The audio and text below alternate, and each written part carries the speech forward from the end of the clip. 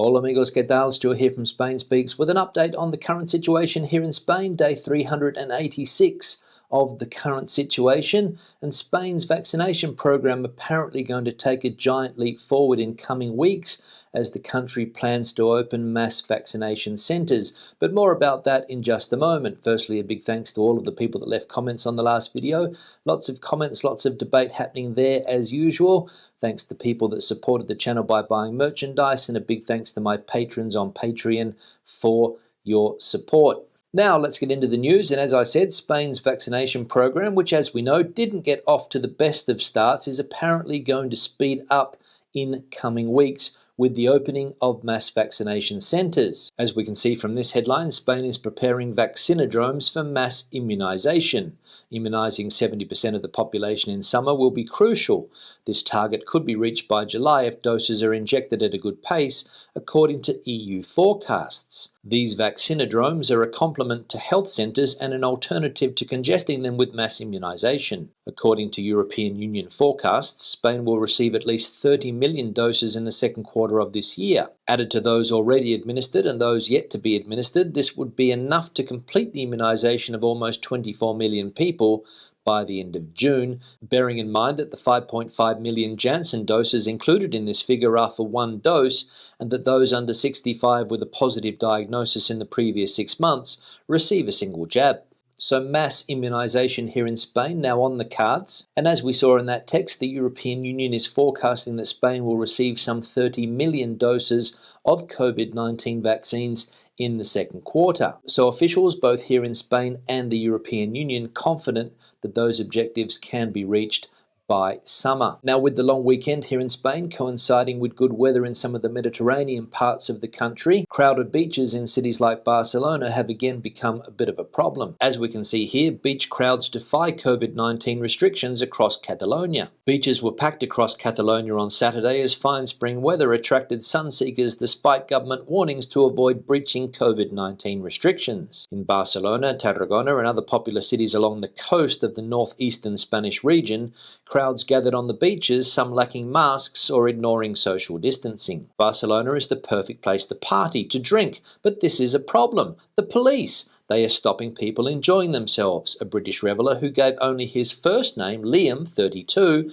and who was wearing a mask, told Reuters. So the police are the only problem in Barcelona, according to that young British reveller, who's angry that they stopped him from partying. And as other European countries, for example France, start to lock down again, Spain is one of the most open countries in the European Union, and that makes it a very attractive destination for people from other European countries. As we can see from this headline, France is confined for the third time, but French tourists continue to flock to Madrid.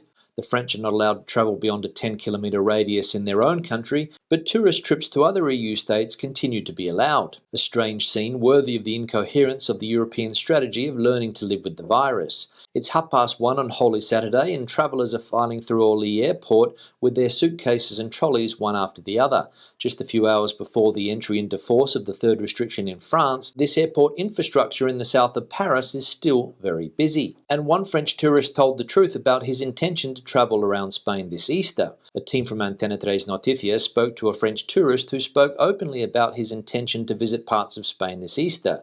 From Madrid, he travelled to Toledo, and his next destination is Andalusia. So a pretty good example there of that incoherence of the European strategy. Countries are closing down internal borders but leaving airports and seaports open, allowing people to escape. And as we saw there, French people deciding to come to Spain, not only staying in Madrid, but also deciding to travel openly around the country. So a farcical situation in the European Union at the moment. Now, Spain's capital, Madrid, continues to be the European party destination, and there were crowds and illegal parties in discos and venues in Madrid throughout Easter week. The municipal police have cleared 2 celebrations this week with almost 100 people reported. And this piece of text pretty much sums up how it is here in Madrid at the moment. It's barely 5 o'clock in the afternoon, and in broad daylight, dozens of people are crowded outside the doors of a discotheque. The young people are waiting to celebrate their Holy Saturday, while passers-by stare in surprise at the group concentrated in the street of Fernández de los Ríos. So when you read stories like that about what's going on here in Madrid, it's no wonder that people are fleeing countries like France and Germany and coming and spending their time down here in Spain. Now, the mayor of Cadiz in the south of Spain found himself in hot water yesterday as he was photographed at a bar chatting to a group of 6 people. As we can see here, the mayor of Cadiz apologises for being at a table in a bar with 6 other people. The mayor of Cadiz, José María González, expressed his apologies this Saturday for having been seated at a table in a bar outside with 6 other people, thus exceeding the maximum permitted capacity per table in restaurant terraces, which is a maximum of 6 people. Yesterday afternoon, I had my photograph taken with 6 other people at a table in a bar. It was an oversight of only a few minutes. A visitor arrived, sat down next to us, and we didn't realise that we were one more than we were allowed until about 10 minutes later when we corrected the mistake. But there is no excuse. I was wrong. I apologise, and I take all the consequences, the mayor said on his Facebook and Twitter accounts on Saturday. So the mayor of Cadiz, castigated for exceeding that table limit of 6 people, one more person at the table, realised their mistake and he is forced to apologise. Yet in cities like Madrid, parties are out of control, beaches in Barcelona out of control. So very, very strange what is going on around the country at the moment. Now let's have a look at the health situation here in Spain. Starting with the vaccination campaign, we can see that 6% of the population have completed their vaccines and just over 12% of the population have received at least 1 dose. Countrywide health data now, we can see the total amount of cases now cracking the 3.3 million mark. The accumulated incidence rate in the last 14 days now sitting at 151, down slightly from previous data. There have been 205 COVID-related deaths in the last 7 days. There are currently 8,416 people hospitalised around Spain with COVID, and there are 1,892 people in ICUs, which is just over 19% of all ICUs in Spain. Now, the topic of European recovery funds for Spain is constantly in the press, but some newspapers are worried that the government is going to misspend that money. According to the newspaper ABC, the risk of repeating mistakes of Plan E hangs over EU funds.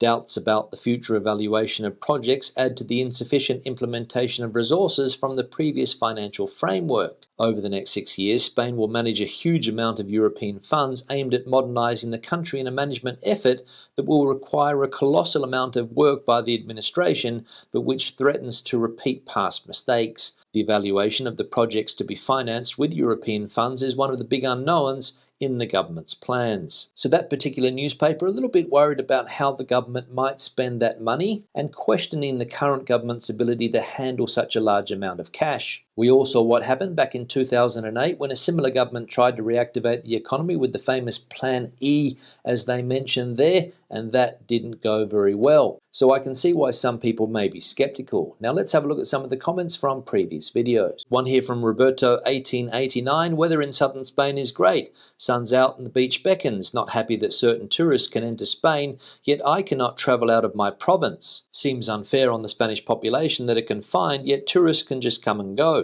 I think the Spanish government may have shot themselves in the foot. Yeah, Roberto, thanks for the comment. There has been a lot of talk about this lately, the incoherence of policy here in the European Union. Countries shutting down, Spain of course shutting down, can't travel between areas here, can't go from province to province in places like Andalusia, yet people are coming down from other European countries freely and enjoying everything that Spain has to offer. And you're right, it does seem unfair because it is unfair, and people here in this country are very, very angry with the situation. And it's only going to get tougher on the local population as the weather starts to get better. One here from Simon, it looks bad for Benidorm. I think that the final straw for British tourists might be the new rule about wearing masks when on the beach or by pools. Last year, Benidorm was the last to reopen its beaches and then divided them into plots so that social distancing could be maintained. Numbers were restricted, this was policed. They plan to do the same this year. The new masking rule has been brought in, I think, because some other resorts blatantly allowed their beaches to get packed and people just ignored distancing.